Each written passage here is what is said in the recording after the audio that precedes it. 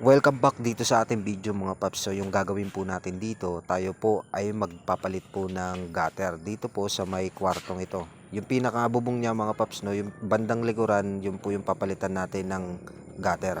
So kung makikita nyo, yung kabuuan po ng bubong, yung kabuuan niya po, so kalahating bubong lang po yung tatanggalin natin. Nang sa ganun ay may usog natin po ito pa itaas at matanggal po natin ng madali ito pong gutter. So ayan mga paps, tatanggalin po muna natin itong mga tech screw. Hanggang sa matanggal ho natin ito ay uusog na po natin ito pataas bago po natin ito tanggalin itong gutter. Kasi mahirap pong tanggalin yan mga paps, no? Lalo na kung hindi natin tatanggalin yung yero. At saka kung bago tayo mag-repaint doon sa may kwarto na ipinakita ko kanina, so kailangan wala na talagang tulo. Nang sa ganun ay maiwasan po natin yung back job.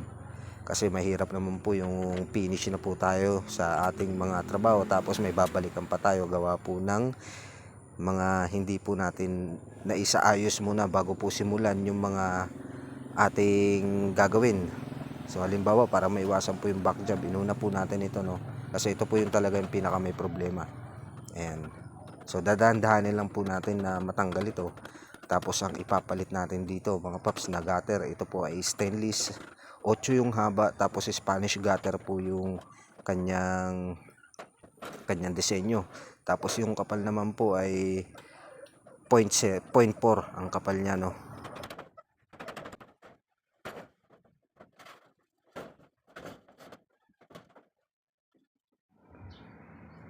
At dito mga paps, tinanggal na po natin yung unang nakakabit dito na gutter, no. Tapos ito kinabit naman po natin itong ating panibagong gutter na stainless. So ayan, tinalian ko po muna yung magkabilang dulo niyan ng alambre. Nang sa ganun ay hindi po tayo mahirapan ng gusto kasi wala po tayong helper dito. At dito bago naman natin itong pagkonektahing dalawa, kung mapapansin nyo nakapatong po, no, yung ating gutters. Kasi ang downspout po niya ay bandang sa kaliwa. So dapat yung ating gutter ay nasa bandang ilalim. So inibabaw ko na lang mga paps, basta't siniguro ko na lamang po dito na hindi po ito magkukos ng leak. Kasi ang gagawin po natin dito ay ipapalaman po natin itong ating elastomeric sealant o yung ating pampigil ng mga leak. So ayan, ang gamit po natin dito na elastomeric sealant mga paps ay Pedsil po ito, no. Ayan. So dapat ang lagay talaga niyan kasi yung downspout natin nasa kaliwa. So yung dapat yung lagay ho ng ating inside ng gutter diyan ay nasa bandang ilalim. So dito mga paps, ayan, kung makikita nyo, nakakabit na ho natin sa pinakalabi o sa may pinakasanipa niya, no, na angle bar. Doon po natin ikinonekta tapos iniribits po natin ito.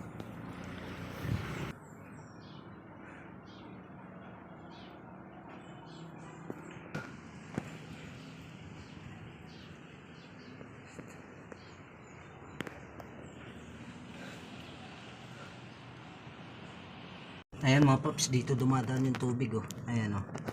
Diyan sa may pinaka-flashing niya. Tapos doon naman sa may, ayan, nakaawang. Bali dito siya dumidiretso na sa gilid. Ayan. Ayan, diyan. Diyan siya lumulusot. Problema.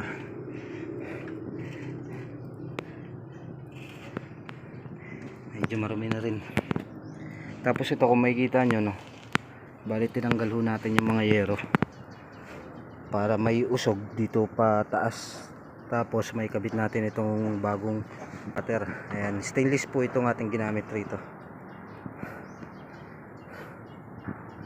Tapos may dagdag ko lang mga paps, no, yung unang nagtrabaho rito, ayan yung pinagagawa nila, oh. Ayan, oh. Yung pinaka dapat sa ilalim mapunta, itinapa lang nila dito sa may ibabaw ng plasing.